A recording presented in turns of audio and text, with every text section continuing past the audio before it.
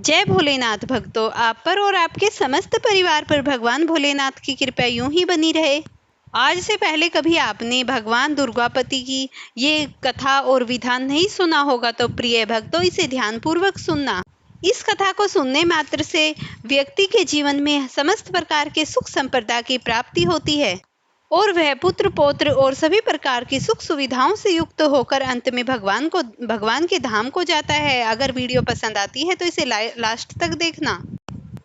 सनत कुमार भगवान शिव से बोले, किस व्रत के द्वारा अतुलनीय सौभाग्य प्राप्त होता है और मनुष्य पुत्र धन ऐश्वर्य तथा सुख प्राप्त करता है? हे महादेव, व्रतों में उत्तम उस व्रत को आप मुझे बताइए। भगवान शिव बोले, हे सनत कुमार, तीनों लोकों में विख्यात दुर्वा गणपति व्रत है जो सर्वप्रथम भगवती पार्वती ने श्रद्धा के साथ इस व्रत को किया है। मुनि में उत्तम इस प्रकार पूर्व में सरस्वती, महेंद्र, विष्णु, कुबेर, अन्य देवता, मुनिजन, गंधर्व, किन्नर इन सभी ने भी इस व्रत को किया था। श्रावण मास की शुक्ल पक्ष की सुद व महापुण्य दायिनी चतुर्थी तिथि को इस व्रत को करना चाहिए, क्योंकि उस दिन सभी पाप समूह का नाश हो जाता है। चतुर्थी के दिन स्वर्ण पीठासीन स्थित एक दंत गजानन विंध्येश की स्वर्णमयी प्रतिमा बनाकर उनके आधार पर स्वर्णमय दुर्वा को व्यवस्थित करने के पश्चात विंध्येश्वर को रक्त वस्त्र से विशिष्ट ताम्य पात्र के ऊपर रखकर सर्वोस्त मंडल में रक्त पुष्पों से आपागा मार्ग सामी दुर्वा तुलसी बेलपत्र इन पांचों पात्रों से अन्य उपलब्ध सुगंधित पुष्पों से सुगंधित द्रव्यों से फलों से मोदकों से उनकी पूजा करनी चाहिए। इसके बाद उन्हें उपहार समर्पित करना चाहिए। इस प्रकार अनेक उपचारों से गजानन पुत्र विंध्येश की पूजा करनी चाहिए। सुवर्ण निर्मित इस प्रतिमा में विंध्येश का आगमन करता हूँ। कृपया निधि पधारे। इस स्वर्णमय सर्वोत्तम रतन जटिल सिंहासन को मैंने आसन के लिए प्रदान किया, इसीलिए विश्व के स्वामी से स्वीकार करें। हे उमासुत, आपको नमस्कार है। हे विश्वव्यापिन, हे सनातन, मेरे समस्त कष्टों को आप नष्ट कर दे। मैं आपको पाद समर्पित करता हूँ। गणेश्वर देव, उमापुत्र तथा मंगल का विधान करने वाले और यह अर्घ्य प्रदान करता हूँ। हे भगवान, आप मेरे इस अर्घ्य को स्वीकार करें। विनायक, शूल तथा वर प्रदान करने वाले, आपको नमस्कार है। मैं आपको यह अर्घ्य समर्पित करता हूँ, इसे ग्रहण करें। मैंने गंगा आदि सभी तीर्थों से प्रार्थना पूर्वक यह जल प्राप्त किया। हे सुरेश पुरुगण्य, आपने स्नान के लिए मेरे द्वारा प्रदत्त इस जल को स्वीकार किया।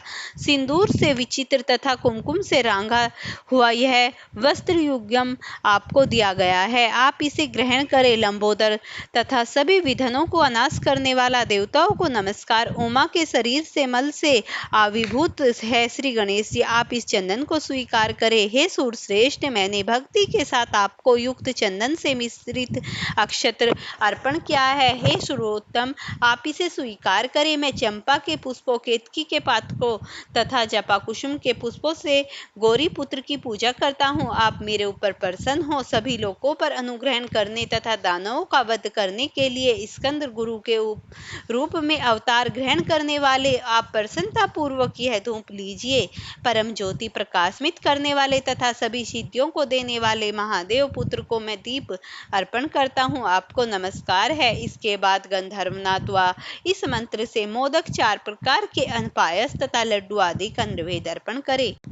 मैं आपकी मुख शुद्धि के लिए आदर पूर्वक कपूर, इलायची तथा नागवल्ली के दल से युक्त तांबूक आपको प्रदान करता हूँ। हिरण्यकश्यप के गर्भ में स्थित अग्नि के स्वर्ण बीज में मैं दक्षिण रूप से आपको प्रदान करता हूँ, अतः आप मुझे शांति प्रदान करिए। हे गणेश्वर, हे गंधर्व अध्यक्ष, हे गौरीपुत्र, हे गजानन, हे हिबाधन, आपकी कृपा से मेरा व्रत पूर्ण हुआ। इस प्रकार आपने सामर्थ्य के अनुसार विंध्येश का विधिवत पूजन करके उपरस्त निर्वेशित सामग्री सहित गणाध्यक्ष आचार्य के लिए अर्पण कर देना चाहिए। उनसे प्रार्थना करें, हे भगवान, हे ब्राह्मण, दक्षिणा सहित गणराज की मूर्ति को आप ग्रहण करें। इसके वचन से मेरा यह व्रत आज पूर्ण हो सकता है। जो मनुष्य 5 वर्ष तक इस प्रकार व्रत करके उद्यापन करता है, वह सभी वांछित मनोरथों को प्राप्त करता है और देहांत के बाद शिवलोक को जाता है, अथवा 3 वर्ष तक जो इस व्रत को करता है वह सभी सिद्धियां प्राप्त करता है। जो विधि उद्यापन के बिना ही इस उत्तम व्रत को करता है, विधि के अनुसार भी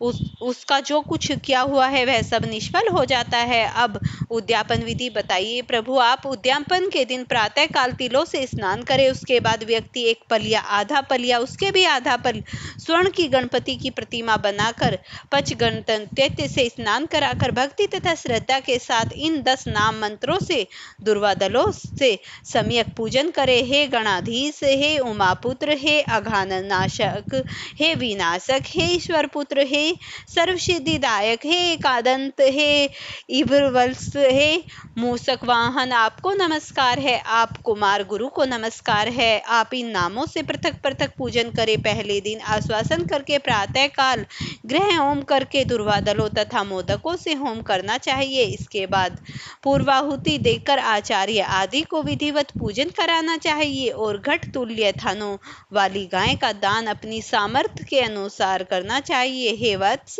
इस प्रकार व्रत करने पर मनुष्य सभी मनोरथों को प्राप्त कर लेता है। हे सनत कुमार, अपने प्रिय पुत्र गणेश के व्रत करने से संतुष्ट होकर मैं उस मनुष्य को पृथ्वी पर सभी सुख प्रदान करके अंत में उसे सद्गति प्रदान करता हूँ। जैसे दुर्वा अपनी शाखा प्रशाखाओं द्वारा वृद्धि को प्राप्त होती है, उसी प्रकार उस मनुष्य के पुत्र पौत्र आदि संतति निरंतर बढ़ती रहती है। हे सनत कुमार, मैंने दुर्वा गणपति का यह अत्यंत गोपनीय व्रत कहा है।